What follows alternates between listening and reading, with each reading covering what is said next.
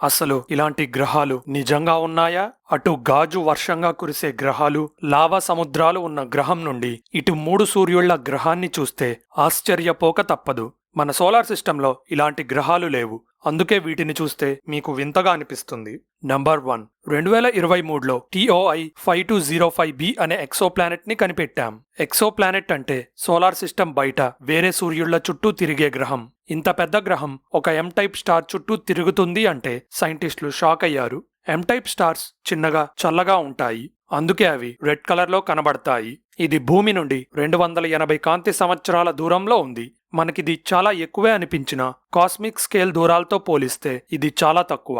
అయితే దీన్ని మన లిస్టులోకి ఎందుకు చేర్చాము? ఎందుకంటే TOI 5205bకి దగ్గరలో గ్రహాలు పుట్టిన విధానానికి TOI 5205b పుట్టిన విధానానికి అసలు పొంతన లేదు. దాని స్టార్ మన జూపిటర్ కంటే కేవలం 4 రెట్లు మాత్రమే పెద్దగా ఉంటుంది. అందుకే దాన్ని M టైప్ లో కూడా రెడ్ డ్వార్ఫ్ కేటగిరీలో పెట్టారు. ఇవి మన సూర్యుడి కంటే 2 రెట్లు చల్లగా ఉంటాయి. స్టార్స్ కలర్స్ వాటి టెంపరేచర్స్ మీద ఆధారపడి ఉంటాయి. అన్నిటికంటే చల్లగా అంటే 2000 నుండి 3500 కెల్విన్ టెంపరేచర్స్ మధ్యలో ఉండే స్టార్స్ రెడ్ కలర్లో కనబడతాయి. ఇక మన సూర్యుడి లాంటి స్టార్స్ టెంపరేచర్స్ 5500 నుండి 6000 కెల్విన్ వరకు ఉంటాయి. అందుకే అవి ఎల్లో కలర్లో కనబడతాయి. ఇక కొన్ని స్టార్స్ టెంపరేచర్స్ అయితే ఏకంగా 10,000 నుండి 50,000 కెల్విన్ మధ్యలో ఉంటాయి. ఇవి బ్లూ కలర్లో కనబడతాయి. అయితే TOI 525b స్టార్ చిన్నగా ఉంటుంది కాబట్టి దాని కాంతిని కనిపెట్టడం కష్టం.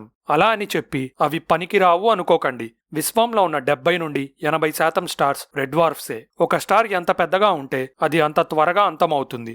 సో పెద్ద బ్లూ జైంట్స్ యావరేజ్గా 10 మిలియన్ సంవత్సరాలు బతుకుతాయి. మన సూర్యుడి లాంటి ఎల్లో డ్వార్ఫ్ స్టార్స్ అయితే 10 బిలియన్ సంవత్సరాలు బతుకుతాయి.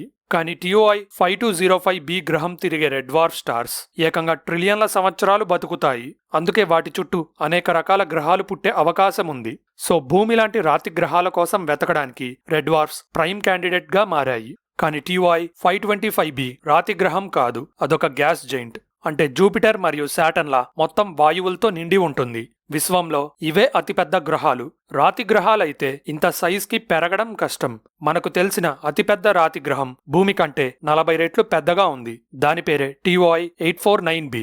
కానీ అతి చిన్న గ్యాస్ జైంట్సే భూమి కంటే 100 రెట్లు పెద్దగా ఉంటాయి. అయితే TOI 5205b లాంటి గ్యాస్ జైంట్స్ లో ఎక్కువ శాతం హైడ్రోజన్, హీలియం ఉంటాయి. వాటికి భూమి, మార్స్ లాంటి రాతి సర్ఫేస్ ఉండదు. సో ల్యాండ్ అవ్వాలంటే కుదరని పని. ఇలాంటి గ్రహాల్లో పై వాతావరణంలో ప్రెషర్ మామూలుగానే ఉన్నా లోపలికి వెళ్లే కొద్దీ పెరుగుతూ వస్తుంది. సో ఎంత మందమైన షీల్డ్ ఉన్న స్పేస్ షిప్ వేసుకుని వెళ్లినా ఇట్టే క్రష్ అయిపోతుంది. ఇక్కడే ఒక ట్విస్ట్. TOI 5205b లాంటి భారీ గ్రహాల్ని చిన్న రెడ్ డ్వార్ఫ్స్ మెయింటైన్ చేయడం కష్టం. ఎందుకంటే ప్లానెటరీ ఫార్మేషన్ రూల్స్ అంటే గ్రహాలు ఏర్పడే రూల్స్ ప్రకారం ఒక రెడ్ డ్వార్ఫ్ చుట్టూ TOI 5205b అంత పెద్ద గ్రహం పుట్టడానికి తగినంత పదార్థం ఉండకూడదు. అంటే ఒక రెడ్ డ్వార్ఫ్ గ్రావిటీ అంత ఎక్కువ పదార్థాన్ని పట్టుకొని ఉంచలేదు. ఒక స్టార్ చుట్టూ కొన్ని కోట్ల సంవత్సరాలు పదార్థం స్టేబుల్ గా తిరిగితే మాత్రమే అది గ్రావిటీ ద్వారా కలిసిపోయి గ్రహంగా మారుతుంది. ఇది TOI 5205b విషయంలో ఎలా జరిగిందో ఒక మిస్టరీగా మారింది. అందుకే ఇక్కడ ఫిజిక్స్ కి అందని రహస్యం ఏదో జరుగుతుంది అనుకుంటున్నారు. నంబర్ 2, నెక్స్ట్ TOI 3757b విషయానికి వద్దాం. ఇది చాలా పెద్దగా కనపడిన డెన్సిటీ మాత్రం ఒక స్పాంజ్ కి ఉండేలా సాఫ్ట్ గా ఉంటుందంట. ఫర్ ఎగ్జాంపుల్, ఒక స్పాంజ్ ఉంది, సేమ్ అదే సైజులో ఇటుక రాయి ఉంది. రెండిట్లో ఏది వెయిట్ ఉంటుంది? రాయే కదా. రాయిలో పదార్థం దగ్గరగా ఉంటుంది, కానీ స్పాంజ్లోని పదార్థం మధ్య ఖాళీలు ఎక్కువగా ఉంటాయి. సో సేమ్ వాల్యూమ్లో రాయిలో ఎక్కువ పదార్థం ఉంటే స్పాంజ్లో తక్కువ పదార్థం ఉంది. ఇదే TOI 3757b విషయంలో జరుగుతుంది. చూడటానికి ఇది చాలా పెద్దగా ఉన్నా లోపల పదార్థం మాత్రం చాలా తక్కువగా ఉంటుంది. అందుకే దీన్ని మార్ష్ మెలో ప్లానెట్ అన్నారు.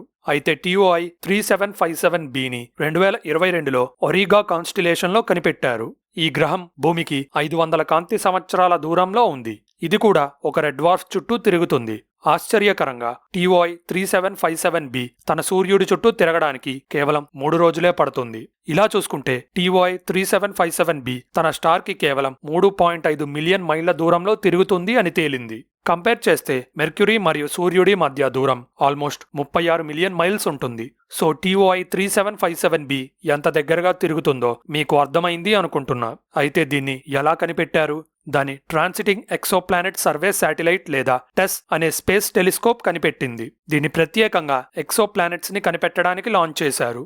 ఈ టెలిస్కోప్ TOI 3757ని చూసినప్పుడు కాంతి తగ్గినట్టు కనపడింది. కాంతి తగ్గటం అంటే ఏదో అడ్డం వస్తుంది అనే కదా అర్థం. ఇలా ఒకసారి జరగలేదు, పిరియాడికల్ గా జరుగుతుంది. మామూలుగా అయితే ఒక సూర్యుడికి ఏదైనా నెబులా లాంటి గ్యాస్ మేఘం అడ్డం వస్తే అది మళ్ళీ ఇంకోసారి అడ్డు రావడం కష్టం. కానీ ఆ సూర్యుడి చుట్టూ గ్రహం ఉంటే ఆ గ్రహం కరెక్ట్ గా ఇన్ని రోజులకి అడ్డం వస్తుంది. ఎందుకంటే తిరిగే విధానంలో తేడాలు రావు కదా. ఇలా TOI 3757b పిరియాడికల్ గా అడ్డుకోవడం వల్ల అక్కడ ఒక గ్రహం ఉంది అని అర్థం చేసుకున్నాం. దీన్ని ట్రాన్సిట్ మెథడ్ అంటాం. ఈ మెథడ్ తో దాదాపు 4200 ఎక్సోప్లానెట్స్ ని కనిపెట్టాం. నంబర్ 3 తర్వాత TYC 8998 D760 D1b అనే మరో వింత గ్రహానికి వద్దాం. ఇది కూడా ఒక గ్యాస్ జెయింటే, కానీ జూపిటర్లా కాదు. ఇన్ఫాక్ట్ దీని ముందు జూపిటర్ ఒక చిన్న రాయిలా కనబడుతుంది. ఇది 300 కాంతి సంవత్సరాల దూరంలో ఉన్న మన సూర్యుడి లాంటి స్టార్ చుట్టూ తిరుగుతుంది. ఈ స్టార్ పేరు YSES1. దాని ఏజ్ కేవలం 27 మిలియన్ సంవత్సరాలే. దీంతో పోలిస్తే మన సూర్యుడి వయసు 4.5 బిలియన్ సంవత్సరాలు. సో YES1 ఒక బేబీ అనుకోవచ్చు. అయితే మనం TYC 8998 D760 D1b మీద కాన్సంట్రేట్ చేద్దాం. ఎందుకంటే ఇంత మాస్ ఉన్న గ్రహం ఒక సూర్యుడిగా మారాల్సింది. కానీ ఫిజిక్స్ కి అందని ఏదో వింత చర్య వల్ల అది ఒక గ్రహంగా ఉండిపోయింది. ఇక దీని టెంపరేచర్ ఎంతో వింటే మీ మతి పోతుంది. అది 4570 కెల్విన్ వరకు ఉండొచ్చు. అంటే ఒక రెడ్ డ్వార్ఫ్ కంటే తక్కువ. అయితే దీన్ని ఇమేజ్ డిటెక్షన్ మెథడ్ ద్వారా కనిపెట్టారు. దీన్ని డైరెక్ట్ ఇమేజింగ్ అని కూడా అంటారు. ఈ పద్ధతిలో స్టార్ నుండి వస్తున్న కాంతిని అడ్డుకొని గ్రహాన్ని కనిపెట్టొచ్చు. స్టార్ కాంతిని అడ్డుకోవడం అంత ఈజీ కాదు. దానికి కరోనాగ్రాఫ్ అనే పరికరాన్ని వాడాలి. అవి కూలింగ్ గ్లాసెస్ లాంటివి. అయితే కూలింగ్ గ్లాసెస్ ఎక్కువ కాంతిని అడ్డుకొని తక్కువ కాంతిని మన కళ్లకు చేరేలా చేస్తాయి. అలానే కరోనాగ్రాఫ్ కూడా పర్టికులర్ సూర్యుడి కాంతిని అడ్డుకుంటాయి. మరి గ్రహాలు ఎలా కనబడతాయి? సింపుల్, గ్రహాలు కూడా కాంతిని వదులుతాయి కదా. ఇది చాలా తక్కువ ఉంటుంది. సో వీటి కోసం టెలిస్కోప్లో ప్రత్యేకమైన డిటెక్టర్స్ వాడి చూస్తాం. అయితే ఈ టెక్నిక్ ద్వారా భూమి అంత చిన్న గ్రహాల్ని కనిపెట్టలేము. ఎందుకంటే కొన్ని కాంతి సంవత్సరాల దూరం నుండి అవి వదిలే కాంతిని పట్టుకునేంత శక్తివంతమైన పరికరాలు మన దగ్గర లేవు. అయితే TYC 8998 D760 చాలా పెద్ద గ్రహం. సో దీని కాంతిని ESO సంస్థ యొక్క వెరీ లార్జ్ ఎరే కనిపెట్టింది. డేటాని ఇంకా లోతుగా అనలైజ్ చేస్తే TYC 8998 D760 D1b వాతావరణం గురించి కూడా తెలిసింది. అందులో కార్బన్ యొక్క ఐసోటోప్ కార్బన్ 13 ఉంది. భూమి మీద సహజంగా దొరికే కార్బన్లో కార్బన్ 13 1.1% ఉంటుంది. అలాని ఈ గ్రహం మీద భూమి లాంటి వాతావరణం ఉంటుంది అనుకోకండి. ఎందుకంటే కార్బన్ 13తో పాటు వాటర్ వేపర్ అంటే ఆవిరి, మోనాక్సైడ్ మరియు హైడ్రోజన్ ఫ్లోరైడ్ ని కూడా కనిపెట్టాం. అయితే ఆవిరి ఉంది కదా అని నీరు ఎక్కువగా ఉంది అనుకోకూడదు. ఒకవేళ సముద్రాలు లేకపోయినా వేరే కెమికల్ రియాక్షన్స్ వల్ల పుట్టి వేడి వల్ల ఆవిరిగా మారి ఉండొచ్చు. ఈరోజు కొత్త విషయాలు నేర్చుకున్నారు అనుకుంటున్నా. మరిన్ని వింత గ్రహాల గురించి తెలుసుకోవాలంటే ఈ వీడియో చూడండి. ఇలాంటి ఇంట్రెస్టింగ్ స్పేస్ వీడియోస్ చూడాలంటే మన ఛానల్ సబ్స్క్రైబ్ బటన్ నొక్కి బెల్ ఐకాన్ క్లిక్ చేయండి.